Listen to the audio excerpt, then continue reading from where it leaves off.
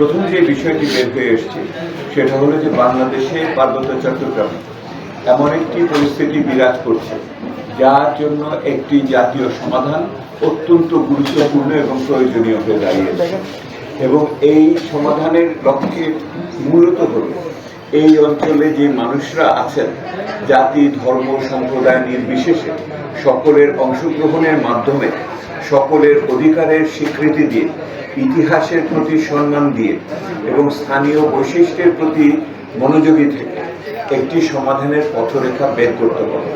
এবং এই কথাটাই বারবার উঠে এসেছে, এই জাতীয় সমাধানের পথরেখা নির্বাচনী ইশতেহারের ভিতরে রাজনীতিবিদদের প্রতিশ্রুতি দিতে হবে এবং তারা এটাকে কিভাবে কার্যকর করবেন আগামী দিনের বাংলাদেশের জন্য, এইটা তাদের কাছ থেকে আমরা পরিষ্কারভাবে ওনারা জানতে চেয়েছেন। এই পথরেখার মূল উপাদানগুলো কি হবে, সেইটার ভিতরে যে ভূমি সংস্কারের বিষয়টি থাকতে পারে, ওটার ভিতরে স্থানীয় সরকারের সংস্কারের বিষয়টি থাকতে পারে, এইখানে যে বিভিন্ন ধরনের ধর্মীয় এবং জাতিসত্তার মানুষগুলো আছে তাদের পারস্পরিক শ্রদ্ধাবোধের ভিত্তিতে তাদের পারস্পরিক স্বার্থ রক্ষা করে কিভাবে প্রতিনিধিত্ব হতে পারে, এই অঞ্চলে যেভাবে অবৈধ অস্ত্রের ব্যবহার হয় বিভিন্ন পক্ষের পক্ষ থেকে সেগুলোকে কিভাবে নিয়ন্ত্রণের ভিতরে আনা যায়, কিভাবে কত দ্রুততার সাথে সিভিল প্রশাসনের কাছে এখানে শাসন ব্যবস্থা আরো মূল ধারাতে নিয়ে আসা সম্ভব হবে ইত্যাদি বিষয়গুলো সবচেয়ে আলোচনার ভিতরে এসেছে। এই আলোচনাটা যে কত গুরুত্বপূর্ণ জাতীয়ভাবে সমাধান করার তার একটা বড় কারণ হিসেবে এসেছে যে অঞ্চলে যে ভূ রাজনৈতিক পরিস্থিতি বিকাশ হচ্ছে, যেখানে একাধিক প্রতিবেশী দেশ এটার সাথে সংশ্লিষ্ট হয়ে যাচ্ছে, তাতে এই বিষয়টিকে নিরাপত্তার দৃষ্টি থেকে জাতীয় অখণ্ডতার দৃষ্টিভঙ্গি থেকে গুরুত্বপূর্ণ হয়ে আসছে। অনেক অবৈধ রোহিঙ্গা শরণার্থীও এই অঞ্চলে আসছে, এটার ফলেও একটা বড় সমস্যার কথা অনেকে ইঙ্গিত করেছে। সেহেতু 1 নম্বর দাবি যেটা উঠছে সেটা হলো এইটা কোনো আঞ্চলিক সমস্যা নয়, এটা একটি জাতীয় সমস্যা যেটা কিনা এই বৃহত্তর অঞ্চলের অস্থিতিশীলতাকে ডেকে নিয়ে আসতে হবে।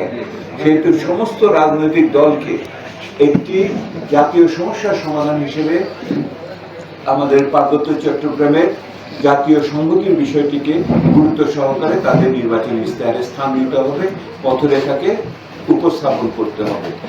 যদি এটার সমাধান না হয় তাহলে জাতি হিসেবে দেশ হিসেবে আমরা দুর্বল হয়ে যাব।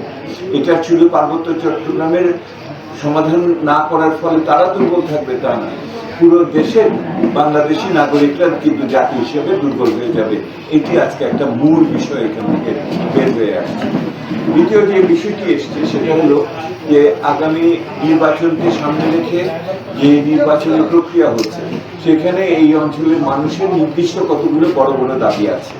একটা বড় দাবি হলো যে দুর্গম অঞ্চল থেকে এখানে এসে মানুষ যাতে ভোট দিতে পারে তার জন্য প্রয়োজনীয় সংখ্যক ভোট কেন্দ্র স্থাপন করা এবং তারা যাতে নির্বিঘ্নে নির্বিবাদে এবং নিরাপদে ভোট দেওয়া এবং পরবর্তীতে যাওয়া, যেখানে যেন অর্থের ব্যবহার করে প্রকৃত জনমানুষের মতামতকে বিকৃত না করা হয় এবং মনোনয়ন বাণিজ্য যেন এখানে সেইভাবে বন্ধ থাকে এটা মনে করে।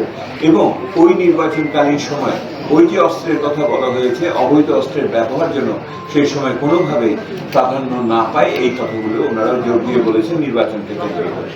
আবার অপরদিকে স্থানীয় সমস্যার সমস্যাও উঠে এসেছে, খুব বড়ভাবে এসেছে যে প্রাথমিক শিক্ষা থেকে আরম্ভ করে অন্যান্য শিক্ষার ক্ষেত্রে দুর্গম অঞ্চল রয়েছে, সুপেয় পানির অভাবের কথা এখানে রয়েছে, কাপ্তাই হ্রদের যে পুনর্বাসনের ঐতিহাসিকভাবে এখন পর্যন্ত হয় নাই সেইটার ক্ষতিগ্রস্তদের সেটার কথা এখানে হয়েছে।